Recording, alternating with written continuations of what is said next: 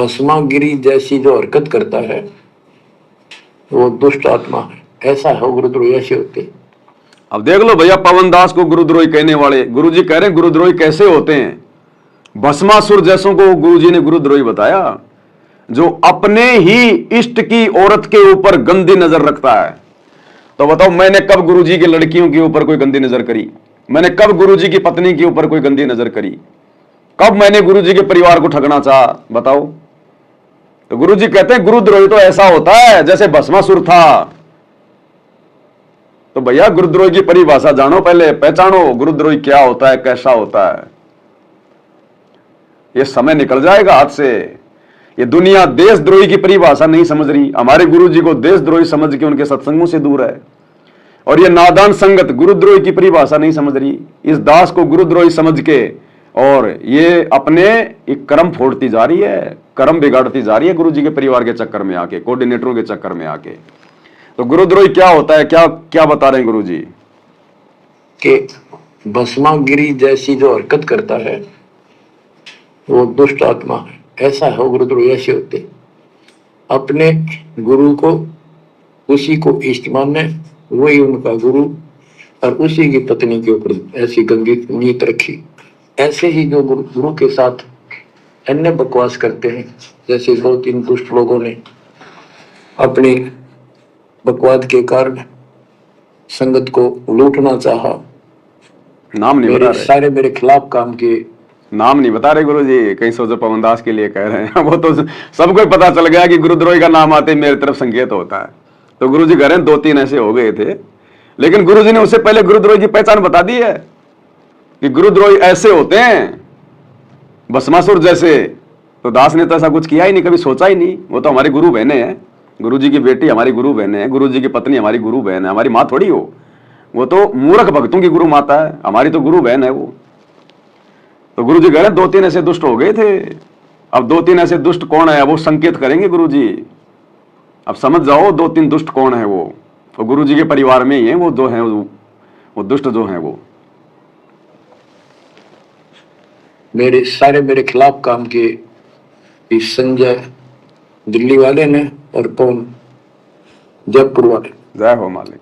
अगर ये सच्चे थे तो इब क्यों ना आते माफी मांगने? गलती होगी थी। अगर ये सच्चे थे तो इब क्यों ना आते माफी मांगने? अब बताओ भाई और बहनों, 2022 में दास को गुरुजी के परिवार वाले पकड़ के और बरवाड़ा के थाने में ले गए, मेरे ऊपर 420 का मुकदमा लगाया।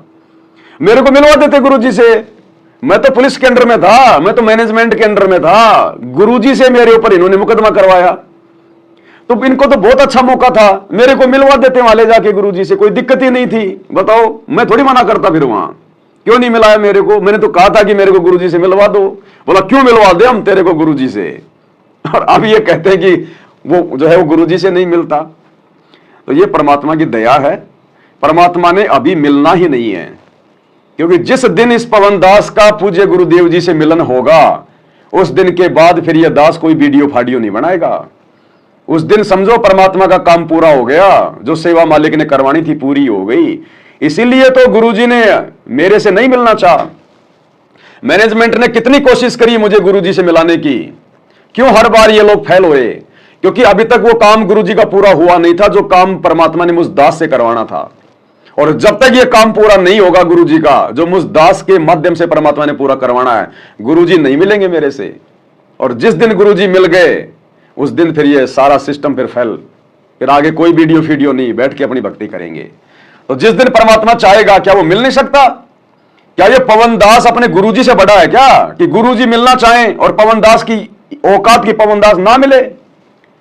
अरे परमात्मा तो प्रेरणा करके, जैसे चुंबक होती है लोहे को खींच लेती है। अगर गुरुजी वास्तव में मेरे से मिलना चाह रहे हैं, तो क्या गुरुजी कोई भी घटना को जन्म देके क्या वो मेरे से नहीं मिल सकते?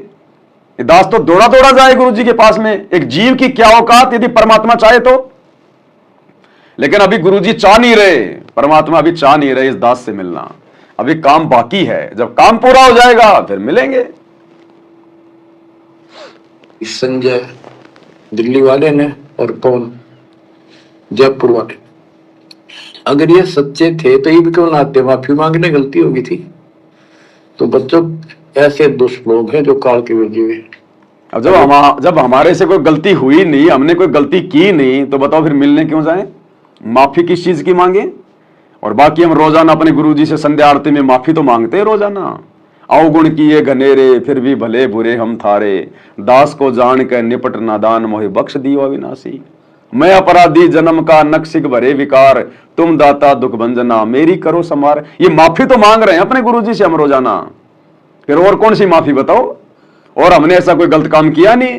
माफी तो गुरुजी के परिवार को मांगनी पड़ेगी आने वाले समय में।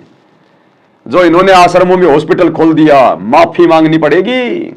धनाना गांव में बैडमिंटन का स्टेडियम बना दिया, माफी मांगनी पड़ेगी। जाटों की धर्मशाला में 1 करोड़ रुपया बर्बाद कर दिया, माफी मांगनी पड़ेगी। 2 कोटी के नेताओं की रैलियों में संगत को भेज के मर्यादा तोड़वा दी, माफी मांगनी पड़ेगी। जाटों के आरक्षण में संगत को बैठा दिया, मर्यादा तोड़वाई, करोड़ों रुपया चंदे में दिया, माफी मांगनी पड़ेगी। गुंडों की सीबीआई जांच का समर्थन किया, 5 लाख रुपए दिए, माफी मांगनी पड़ेगी। माफी तो गुरुजी के बेटों को, गुरुजी के भाई को, गुरुजी के परिवार को, इन कोऑर्डिनेटरों को मांगनी पड़ेगी आने वाले समय में। जब हम सत्सेवकों ने ऐसा कोई कुकर्म किया ही नहीं तो हम क्यों माफी मांगे? कुकर्म किया दिल्ली वाले संजय ने, आरामीपना किया दिल्ली वाले संजय ने अपने गुरुजी को धोखा देके। असली गुरुद्रोही वो है दिल्ली संजय वाला, जो गुरु पद पे बैठ गया, नाम दे रहा है, दीक्षा दे रहा है, लोगों से ज्योति पाठ के पैसे ले रहा है, 56 प्रकार के भोग खा रहा है।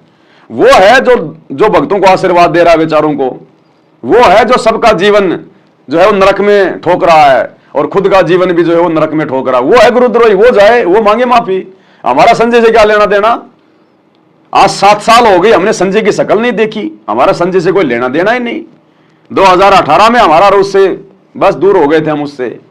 जब वो कुकर्म करने लगा, अपने आप को नानक जी कहने लगा, हमने उसी समय उसको छोड़ दिया था। हमारा क्या लेना देना? तो हम किस बात की माफी मांगे जब गलती की नहीं? तो गलती तो गुरु के परिवार ने, कोऑर्डिनेटरों ने मांगनी चाहिए। ये कर रहे हैं गलतियों पे गलतियां। अब जैसा इन्होंने जेल में जाकर गुरुजी को कह दिया मेरे बारे में, अब गुरुजी तो वैसा ही कहेंगे भैया। अरे भैया अंतर्यामी है, लेकिन भूमिका तो आम व्यक्ति की कर रहा है ना। जैसा जेल में जाके कहोगे, जैसा बताओगे, वैसा ही तो जवाब देंगे। तो गुरुजी के परिवार ने जैसा मेरे बारे में बढ़ा चढ़ा के 2-4 करके शिकायतें की हैं, गुरुजी ने वैसा ही जवाब दे दिया। उसी आधार से गुरुजी कह रहे हैं। आपको लगता है कि गुरुजी अंतर्यामी है, गुरुजी सब कुछ देख के कह रहे हैं, तो क्या गुरुजी को ये धनाना में स्टेडियम दिखाई नहीं दे रहा क्या? गुरुजी को राजनेताओं की रैलियों में भक्तों को धक्के खिला रहे वो दिखाई नहीं दे रहा? ये जाटों की धर्मशाला बना दी गुरुजी को, ये दिखाई नहीं दे रहा? आरक्षण में जाके बैठ गए, करोड़ों रुपया भक्तों का बर्बाद कर दिया, ये गुरुजी को दिखाई नहीं दे रहा? ये आनंदपाल सिंह जैसे गुंडे की सीबीआई जांच का समर्थन किया, 5 लाख रुपए दिए, ये गुरुजी को दिखाई नहीं दे रहा? यहां गुरुजी अंतर्यामी नहीं है? तो भैया ये उसका मिशन है, ये उसका खेल चल रहा है। और आने वाले समय में पता चलेगा किसने गलतियां करी हैं, किसने गलतियां नहीं करी हैं, किसने माफी मांगनी है और किसने नहीं मांगनी है। तो हमें तो पता है ना कि ये सारा क्या खेल चल रहा है। इसलिए हमें तो खुशी होती है कि कम से कम परमात्मा इस लाखों की, करोड़ों की संगत में से मुझ नीच का अपनी जुबान से नाम तो ले रहे हैं। अरे भगवान की जुबान से नाम भी निकल जाए तो भी आप लाखों भक्तों से तो मैं लाख गुना अच्छा हूं, लाख गुना अच्छा। तो मैं तो गुरुजी जानते भी नहीं, पहचानते भी नहीं, और मेरा गुरुजी बार बार नाम ले रहे हैं, तो तुम्हारे से तो लाख गुना अच्छा हूं मैं। बाकी सच और झूठ क्या है ये सामने आ जाएगा थोड़े दिनों बाद में। छुपेगा थोड़ी, कब तक छुपाओगे? कब तक संगत को भ्रमित करके रखोगे? कब तक अपने धार्मिक धंधे के लिए संगत की पीठ में छुरा घोपोगे? कब तक अपने गुरु को अपने जैसा मानुष मान के उनके साथ धोखा करोगे? ये धोखा तुम्हारे साथ में हो रहा है, गुरु के साथ नहीं हो रहा। ये परीक्षा चल रही है ये।